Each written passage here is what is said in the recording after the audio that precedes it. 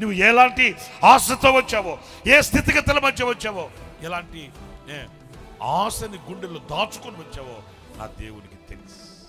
మనుషులకు తెలియకపోవచ్చు, మనుషులకు అర్థం కాకపోవచ్చు, మనుషులకు అది గోచరం కాకపోవచ్చు. నా దేవునికి నీ పుట్టు పూర్వత్రాలు తెలుసు. ఆయనకి మరుగైనది, ఆయనకి చాటైన చోటు లేనే లేదు. నీవు ఆయన సముఖంలో ప్రభువా నన్ను దృష్టించి, నన్ను దర్శించి, నాకు ఒక విడుదల ప్రసాదించి, నన్ను స్వస్థపరిచి, నాకు ఆరోగ్యం ఇచ్చి, నన్ను దీవించు ప్రభు అని గనక నీ హృదయం తెరవగలిగితే అడుగు ప్రతివానికి ఇస్తాడు, స్వస్థపరుస్తాడు ప్రతివానికి.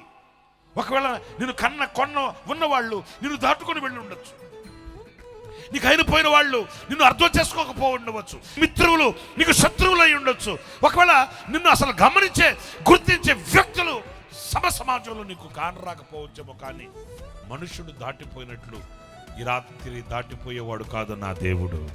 నిశ్చయముగా ప్రతివాని తలల మీద ఆయన చేతులుంచి ఆయన వారిని దీవించి సాగనంపే శక్తి గల దేవుడు మనం ఆరాధించే మన ప్రభు.